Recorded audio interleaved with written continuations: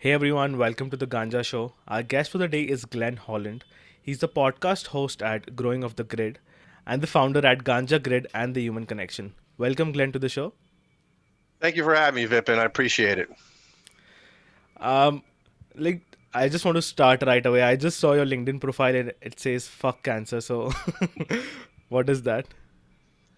So Vipin, I was diagnosed with lung cancer in 2018, and I fought it with a plethora of different types of treatments, cannabis being one of them. And I come from New Jersey, and being from New Jersey, we are very openly raw, and just let curse words come out. And so there's a hashtag out there already that a lot of people use, and it's FXCK cancer.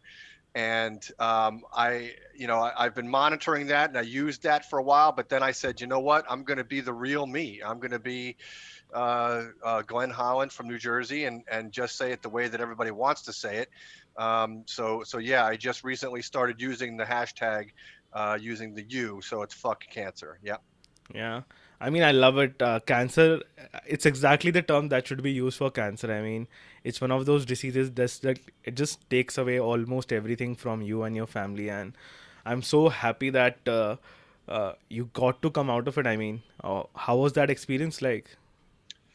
Yeah, Vipin. So almost 3 years to the day. So February 28th of 2018, I coughed up blood one morning, and Hmm. that's what started the whole journey. And my mother had died from lung cancer. My father died 20 something years earlier, not from cancer, but from other illnesses.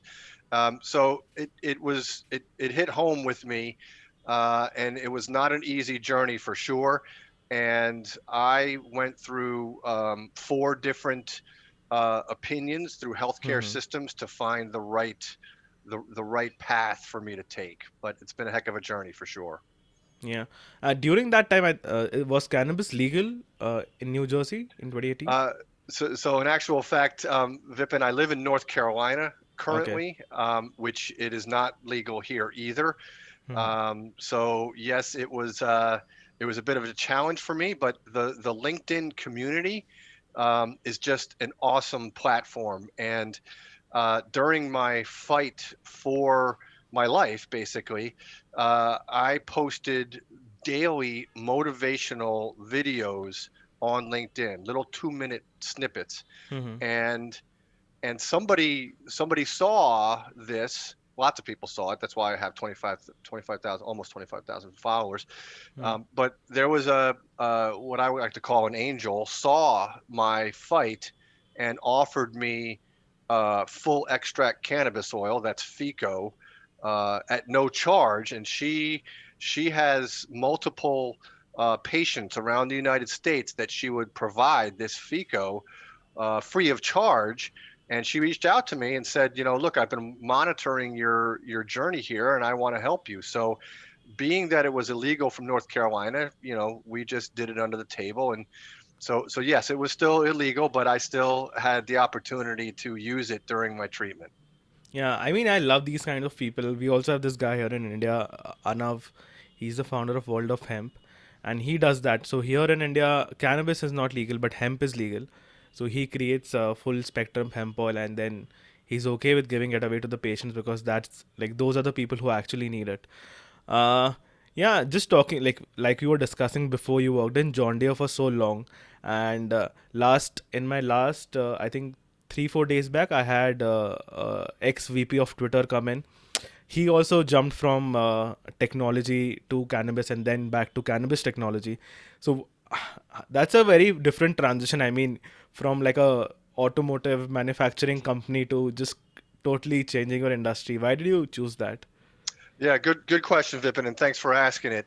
So full disclosure, I've used cannabis recreationally since I was 15 years old, so 1985. So Yeah. that's just, I'm showing my age here, but that, um, but to be honest with you, working for John Deere, I was in the turf and utility department. So they build the lawn mowers, the golf Mm-hmm. course equipment, and I kept watching the hemp industry and how it's starting to hemp is just an amazing plant.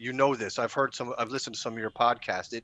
It's the type of plant that can not only change somebody's being, but can also change the world. And Exactly. yeah, so I looked at this like, hey, I work for John Deere, and I know that they have combines, and I know that they could be, because it's federally not legal in the United States, they could be working on some equipment to help with the hemp farmer.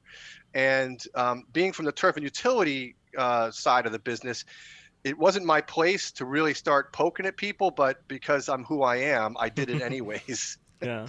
So I started poking at some of the combine people out in Des Moines, in Iowa, where they build and design the products, and made some headway, and then hit a brick wall. Like I felt like they were actually doing work for the hemp industry, but they weren't going to let me in. I'm just some little guy from the East Coast, that doesn't know combines or anything like that.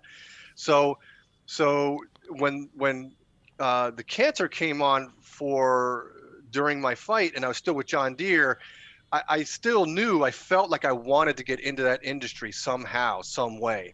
And when this woman approached me and gave me the FICO, it enlightened me to say that there's other ways that I could potentially break into the industry.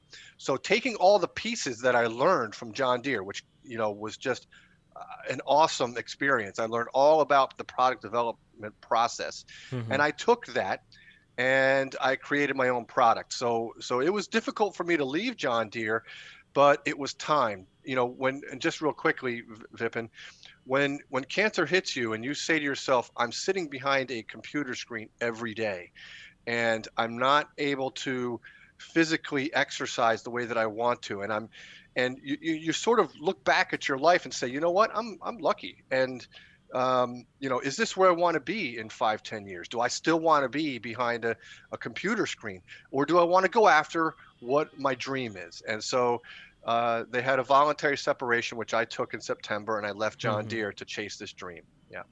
Yeah. No, I've experienced cancer, I think, firsthand because my mom had cancer, and it's a brutal experience. I mean, like I said, and it sort of whoever survives it, obviously, it gives them like a second chance at doing something new. And I love that you did what you wanted to do. And so yeah, I was just looking at your some of your posts, and you have this random speaker within the cannabis plants, and it plays some music. I mean, what is that all about?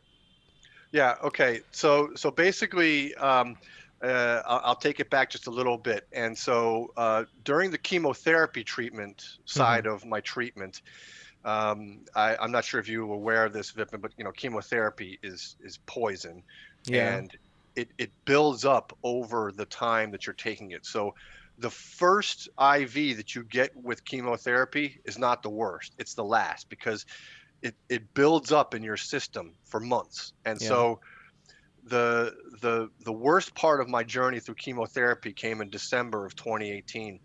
And I took a trip with my family to Washington, D.C., and I saw an interactive exhibit called Pulse.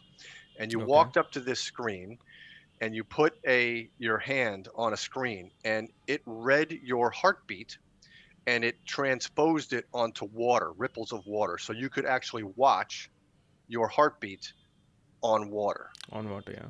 Yeah. And so right at that time, I had an epiphany. So think about that for a second. The worst time of my life, the chemo fog, the brain fog, all of that stuff, Yeah. I had an epiphany. And I said, you know what? I would love to see if I can vibrate my plants that I grow for my own medicine with my own heartbeat. Hmm. So Yeah, like that's interesting. a customized kind of medicine, right? It's Yeah. customized to me, biometrics.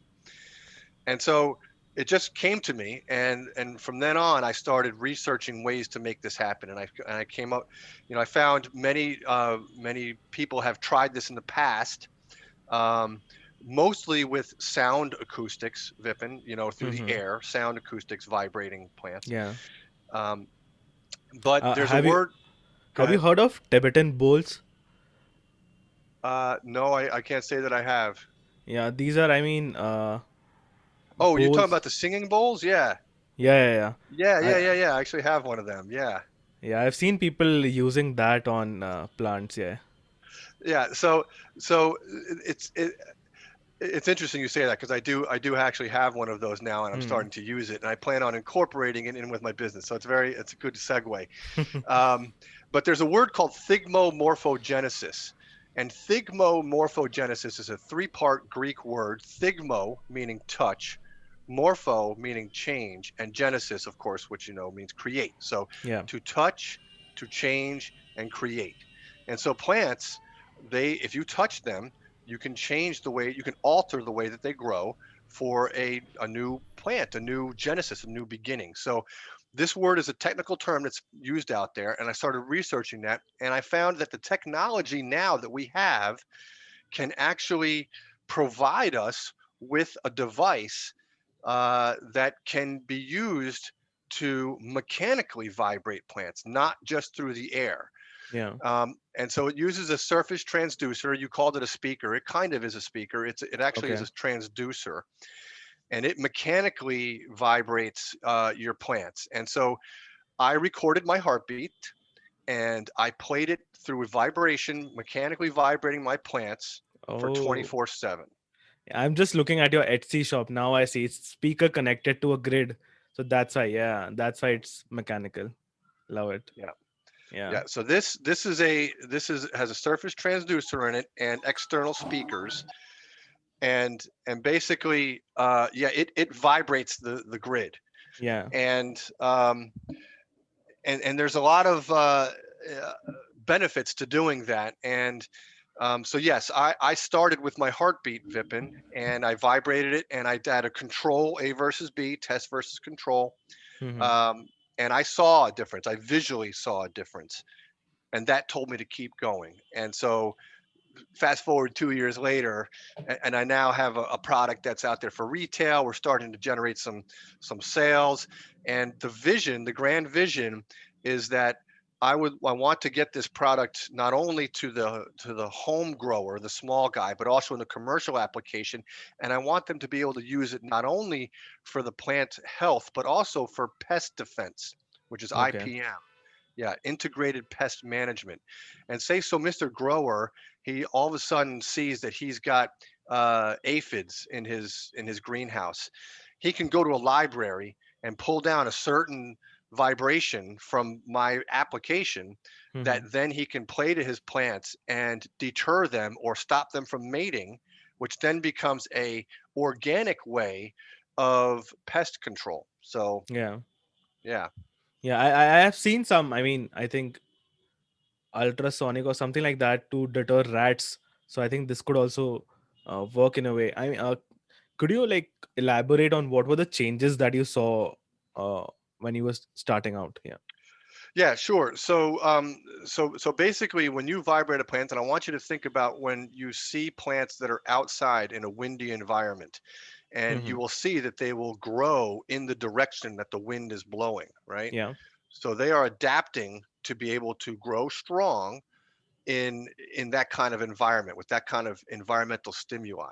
But Mm-hmm. indoors, when you're growing cannabis, people use oscillating fans for this, Yeah. and yes, it works.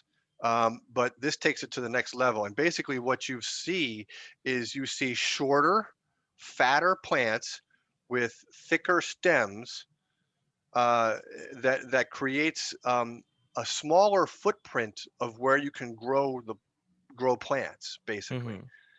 Mm-hmm. So yeah, if you think about a greenhouse that doesn't have, that only has an oscillating fan, it's going to work, but it may not work to the extent that if you give them, say, an environmental stimuli like a buzzing bee, where the plant can release hormones. You will see some changes both physically and that you can't see that actually happen when they start to release auxins and hormones from the plant to alert other plants that, hey, this is going on. So, Yeah. and just real quickly, Vipin, I just got another. I'm going to plug my Indian gentleman friends. That is a research fellow at Lund University. His name is Ratish Ghosh. He just Hmm. released a white paper study on using mechanostimulation for Thigmo priming, which means that you can prime a plant when it's very young, and it can remember that stimuli for generations to come, Oh, which is just awesome. I mean, it just blows yeah. my mind. So, yeah. Yeah, I mean, a lot of interesting things to talk about. Uh, Cannabis growing obviously is now becoming much more research oriented, and people are trying to make the most out of it. And something like this obviously will help. Uh, I think home growers. What are your initial customers? I think home growers would be the first ones to test this on their plants. Yeah. Yeah, that's correct, Vipin. We have some out there that are testing right now, and I actually just last night got some cannabinoid content results from one of my testers, he's been growing the same geno for six Hmm. years, and he knows his Okay. plants. Like Yeah. he knows, like they're your babies, right? I mean, it's just like they're your babies.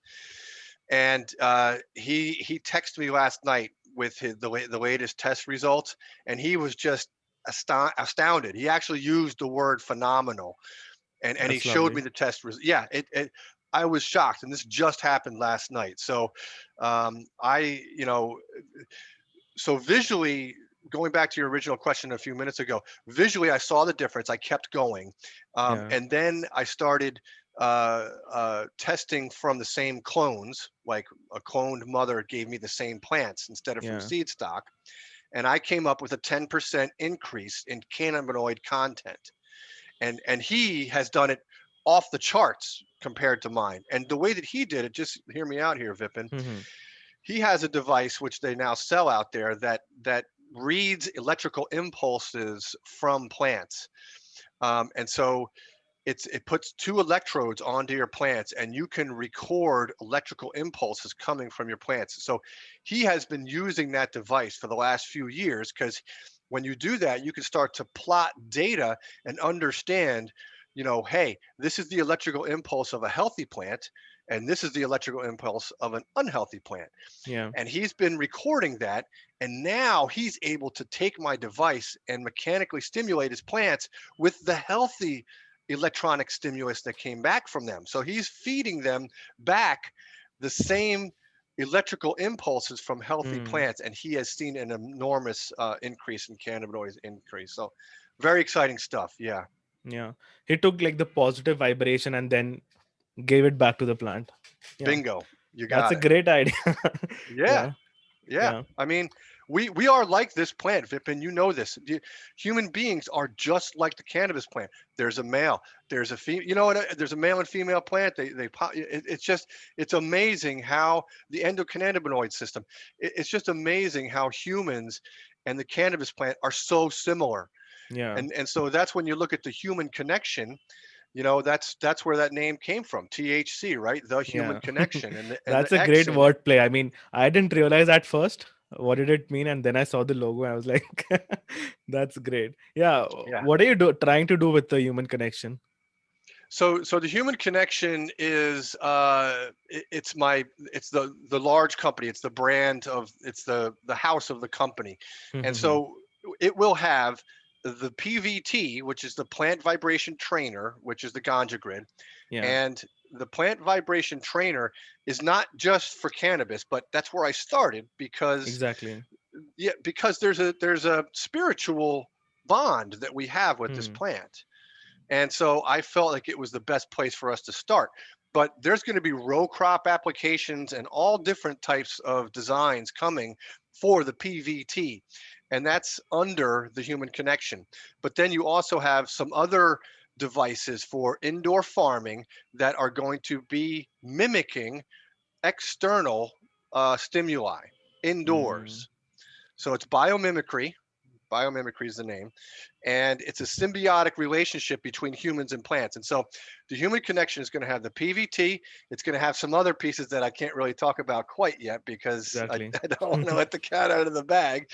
Um, but then there's also under the THC label, there's another services side. There's software as a service side, and Hmm. that'll be the application side of it, the library, the health side of it. And there's another piece that I will mention here, Vipin. Um, if we can get the data back that says, and again, I'm going to go back to heartbeats here. If we get the data back to saying that, yes, playing your heartbeat can increase cannabis yields and increase produce and increase plant stimulus, and then we can prove that um, working out, like, okay, my beats per minute is 80 right now when I'm sitting here with you. But Yeah. if I'm working out, like I just worked out this morning, and it's 110, and let's say that that exponentially also helps your plant, then you can take your Mm. Fitbit or your Garmin watch, and as you're working out, you know that you're giving it to your plants, Yeah. right? You're So exercising your plant there you essentially. go. You got it, man. Yeah, you Yeah. got it. Yeah. Yep. I am a huge fan of startups, and I love that you took so many years of experience working in a traditional agriculture company and then took it to like 100 times and then created something. That's like commendable. That's why I always keep thinking, should I start up now? And then I see guys like you guys and who've like taken all of these experiences and then you create something that is amazing. Yeah, kudos on that, I mean. Yeah, I appreciate that, Vip. And again, like, and you know this, you're because of your mother with her cancer. You know, you can. There is no cure for cancer. I don't care what anybody says. Yeah. Yeah, you can be in remission and you can live, but I'll tell you, the biggest part from a person that has survived it is it's always in the back of your head. Yeah. You always say to yourself, I'm going to eat healthy, I'm going to exercise, I'm going to do everything that I'm supposed to do, that tells me, cut out the sugars and all that tells me I'm never going to get cancer back. But you know what, it can all excuse my language, fuck it can always fucking come back. Yeah. And so because of that, and because lung cancer is the number one cancer killer in the world, Mm. you could take the top three underneath it, and lung cancer is the number one. I thought to myself, I, if I don't go for this now and it comes back, I'm going to kick myself in the ass for not trying it. Yeah. So that's why I did it. And I'm going to turn my camera just for a second here, Vipin, because I want to show you. Um, this is the loom that I make the grids on. So Oh, I weave my grids. This at home. grid, yeah, I weave the grid in different sizes on that loom, Oh, and it's a mechanical. It helps me physically and mentally, and knowing that I'm building something that I'm going to sell to somebody, and that it's going to bring them joy. yeah. Does that make sense? So Yeah.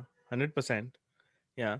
No, just by talking to you, you can like I can see your passion towards the plant and like the way you have built this company. Yeah. yeah, I appreciate it, Vipin. I really do. I love it. I could, I know that we only have a short amount of time here, but I could keep going. Yeah. I don't know. Like maybe it's just been because I've met only a few people, but the amount of people that I've met in the industry, almost all of them have been like a kind of people who've experienced something bad in their past or something, and then they fell in love with this plant and then they created something, whether it being like just growing. I can't say just growing because growing is a very big important part of it, but some people created their own art out of it and some people just you know are selling sort of happiness. Yeah, if you're selling cannabis, you're just ultimately selling happiness. Yeah. Yeah, you are, and for it to be illegal around the world is just, it just hurts me so much because, that's why I really don't care. I'll state it right here. I grow high THC plants in my home at North Carolina. Come and get me, cops, because I will fight it to the death. You know what I Yeah. mean? Like I cannot believe that this is an illegal drug. Harry Anslinger from the 1930s, when Hoover got him in, and he started this whole thing because of the influx of Mexicans coming into North America. You Mhm. know, they just he and all the big Dow chemical companies, and they got to stop, man. They got to stop this stuff. It's just ridiculous. I don't get it. And I mean, I don't know if you know this or no, but in India, cannabis, ganja, I mean, it has a big significance, big cultural significance. And US, I think, forced us to make it illegal. And not just us, I mean, all the other countries across the world. And now US has sort of started legalizing it, but now India is still sitting in the back. And like we have plants in Himalayas, like more than 30,000 years old. Nobody has even touched them. So that's why I find it more like I'm the only cannabis podcaster here in India, and I see that people see it as a positive, but I see it as a negative because I'm the only one talking about it in India. I mean, more people should be talking about this one, right? Yeah, I get what you're saying now. Like when I first read your title and first podcaster to talk about cannabis in India, I was like, wow, I would have thought that there would have been a lot more. That's the first thought that came to my mind is like, he can't Yeah, be the first, no way, But yeah, now I see what you're saying. Like, you initially feel like it's a positive, but then you think to yourself, I shouldn't be the only one. There should yeah. be many people out there talking In about fact, this. I'll tell you one more thing. I started a second podcast on cannabis with some other company. So yeah, there's nobody even just trying to do more on this topic. Yeah, obviously, we have a few people who have like a, an episode or two on hemp in India because they're a business podcast or a startup podcast, but nobody's dedicating their life to this. I see in the US, uh, you have a podcast. I've like met 3 or 4 podcasters on this podcast itself, and that's just a very small part of it. People around the world are just talking about cannabis, and even when I started, I didn't think that I'll have so much to talk about, but I'm like in 15, 16 episode in, and every episode has been very much different. So yeah, there's so much to discover in this plant, and obviously like personal experiences are there, but like people like you creating new things and starting new sort of companies, it just states that it changes the image of cannabis. Like it's not just some random guy sitting in a basement and smoking pot. Yeah, that's right. You got it 100%. And I call that. I'm going to use a term. I coin a lot of terms, Yeah. Vipin. But going through the whole cancer thing and John Deere thing and gaining all those followers, I was building my empire. And I don't mean to Mhm. sound like some kind of dictator because I'm not. But I foresaw myself getting into this business, and I knew that I could gain momentum with LinkedIn through my cancer fight, and then I was able to spring myself free. And I call this coming out of the canna closet, Yeah. right? Like when you think about people that are homosexual, they're coming out of the closet. They're coming out. To me, it's the same thing. You're coming out Yeah. of the canna closet, and as soon as you do that, you find out tons of people that worked right next to you that also they're in the same boat, but they can't come clean like you because of the stigma. Yeah. so so I yeah. totally relate to that. I mean, I get DMs on my Instagram from people from my school, and they're like, yeah. Uh, Thank you, Glenn. Thank you so much. I think it's time to wrap up now. Uh, it was actually a knowledge bomb. I got to learn so many new things. About the plant, but especially about you. I think you are the first guy who's talked about like his medical conditions on the podcast. So I love that, and I obviously connect with you a lot. I'm happy that now you're much more healthy and you're trying to get onto new things. Yeah, thank you so much for being on the show. Hopefully, I mean, I get to come to US soon once I come to Canada, and then we can reconnect back. But also hoping for you to launch the Human Connection soon, and then we can get on another show. Yeah, I really appreciate it, Vipin. I love doing these kind of podcasts. I love, the way that you're doing yours. And again, I've looked at a lot of what you got going on there, and I applaud you for being the first in India. And definitely, when you make it over to Canada, I have many of these products going into Canada Hmm. very shortly here. So they're down in the U.S. it's cowboys and Indians. It's the wild wild west. But up there, it's regulated. Everything's regulated, so it's much easier for me to infiltrate some of the larger commercial grows, and nobody's afraid of sharing information like it is down here. So I look Yeah, forward to you making it up there, and us potentially meeting face to face in the future for sure. Thanks for having me on. 100%. Thank you so much, Glenn. Have a good day. Yeah. Yeah, Bye thanks bye. very much. Have a good weekend. Bye bye.